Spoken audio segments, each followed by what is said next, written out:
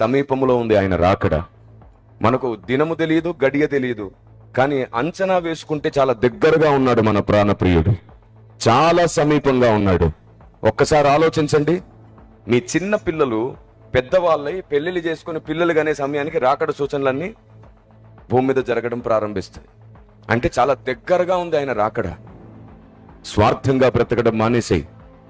ఆయన మేఘారూఢ ఈ భూమి మీదకి దిగి వచ్చే సమయంలో యావత్తు ప్రపంచం అది చూసి గుండెలు బాదుకొని ఏడుస్తారంట. అయ్యో, ఈయనను గురించి ఎన్నో సభలు పెట్టి చెప్పారే, ఈయన దేవుడని ఎందరో నిరూపించి చెప్పారే, అయ్యో మేము నమ్మలేకపోయాం, మేము సత్యం తెలుసుకోలేకపోయామని గుండెలు బాదుకొని ఏడుస్తారంట. గుండెలు బాదుకొని ఏడుస్తారంట.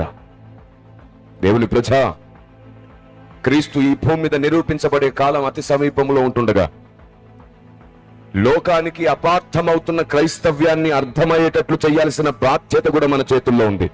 ఆ బాధ్యత మనకే దేవుడు అప్పగిస్తున్నాడు. ఎందుకంటే మిమ్మల్ని బట్టి నా నామం అన్యజనులలో దూషింపబడుచున్నది అని రాయబడింది. అవును, మీకు విషయం తెలుసా? యేసు ప్రభు రాకడ దొంగతో పోల్చబడింది. ఎందుకో తెలుసా? దొంగ ఇంట్లోకి వస్తే ఏం చేస్తాడు? దోచుకుపోతాడు కదా. యేసు ప్రభు ఈ లోకానికి వచ్చే సమయానికి ఎవరైతే సిద్ధపడి ఉండరో వారి దగ్గర ఉన్నటువంటి కిరీటము, బహుమానము, వారి సమస్తము వారి నుంచి తీయబడి కలిగిన వారికి ఇవ్వబడతాయంట. ఈరోజు దేవుని ఉద్దేశములు తెలుసుకోనక నిర్లక్ష్యంగా బ్రతుకుతున్న వారు అనేకులు. దేవుని జ్ఞానం ఏమిటో తెలుసుకోనక నిర్లక్ష్యంగా బ్రతుకుతున్న వారు అనేకులు.